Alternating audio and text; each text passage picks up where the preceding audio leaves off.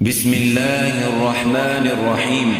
ياسين والقرآن الحكيم إنك لمن المرسلين على صراط مستقيم تنزيل العزيز الرحيم لتنذر قوما ما أنذر آباؤهم فهم غافلون لقد حق القول على أكثرهم فهم لا يؤمنون إنا جعلنا في أعناقهم مغلالا فهي إلى الأذقان فهم مقمحون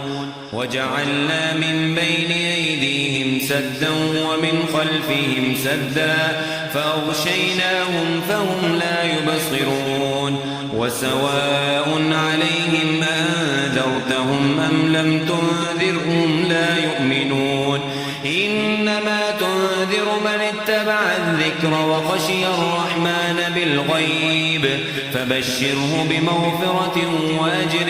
كريم إنا نحن نحيي الموتى ونكتب ما قدموا وآثارهم وكل شيء أحصيناه في إمام مبين واضرب لهم مثلا أصحاب القرية إذ جاءها المرسلون إذ أرسلنا إليهم اثنين فكذبوهما فعززنا بثالث فقالوا إنا إليكم مرسلون قالوا ما أنتم إلا بشر مثلنا وما أنزل الرحمن من شيء إن أنتم إلا تكذبون قالوا ربنا يعلم إنا إليكم لمرسلون وما علينا إلا البلاغ المبين قالوا إنا تطيرنا بكم لئن لم تنتهوا لنرجمنكم وليمسنكم منا عذاب أليم قالوا طائركم معكم أئن ذكرتم بل أنتم قوم مسرفون وجاء من أقصى المدينة رجل يسعى قال يا قوم اتبعوا المرسلين اتبعوا من لا يسألكم أجرا وهم مهتدون وما لي لا أعبد الذي فطرني وإليه ترجعون أأتخذ من دونه آلهة إن يردني الرحمن بضر لا تغن عني شفاعتهم شيئا ولا ينقذون إني إذا لفي ضلال مبين إني آمنت بربكم فاسمعون قيل ادخل الجنة قال يا ليت قومي يعلمون بما غفر لي ربي وجعلني من المكرمين وما أنزلنا على قومه من بعده من جند من السماء وما كنا منزلين إن كانت إلا صيحة واحدة فإذا هم خامدون يا حسرة على العباد ما يأتيهم من رسول إلا كانوا به يستهزئون ألم يروا كم أهلكنا قبلهم من القرون أنهم إليهم لا يرجعون وإن كل لما جميع لدينا محضرون وآية لهم الأرض الميتة وأحييناها وأخرجنا منها حبا فمنه يأكلون وجعلنا فيها جنات من نخيل وأعناب وفجرنا فيها من العيون ليأكلوا من ثمره وما عملته أيديهم أفلا يشكرون سبحان الذي خلق الأزواج كلها مما تنبت الأرض ومن أنفسهم ومما لا يعلمون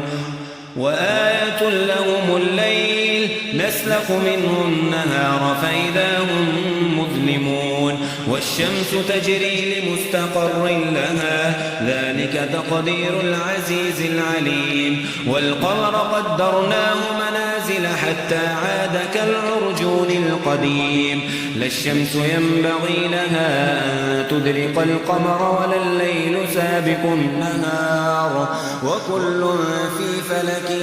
يسبحون وآية لهم أنا حملنا ذريتهم في الفلك المشحون وخلقنا لهم من مثله ما يركبون وإن نشأ نغرقهم فلا صريخ لهم ولا هم ينقذون إلا رحمة منا ومتاعا إلى حين وإذا قيل لهم اتقوا ما بين أيديكم وما خلفكم لعلكم ترحمون وما تأتيهم من آية من آيات ربهم إلا كانوا عنها معرضين وإذا قيل لهم أنفقوا مما رزقكم الله قال الذين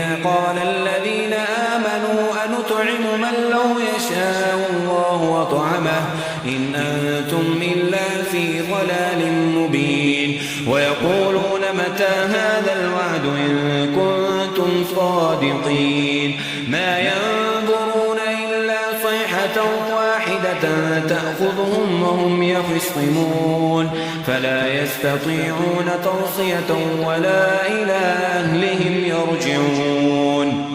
ونفخ في الصور فإذا هم من الأجداث إلى ربهم ينسلون قالوا يا ويلنا من بعثنا من مرقدنا هذا ما وعد الرحمن وصدق المرسلون إن كانت إلا صيحة واحدة فإذا هم جميع لدينا محضرون فاليوم لا تظلم نفس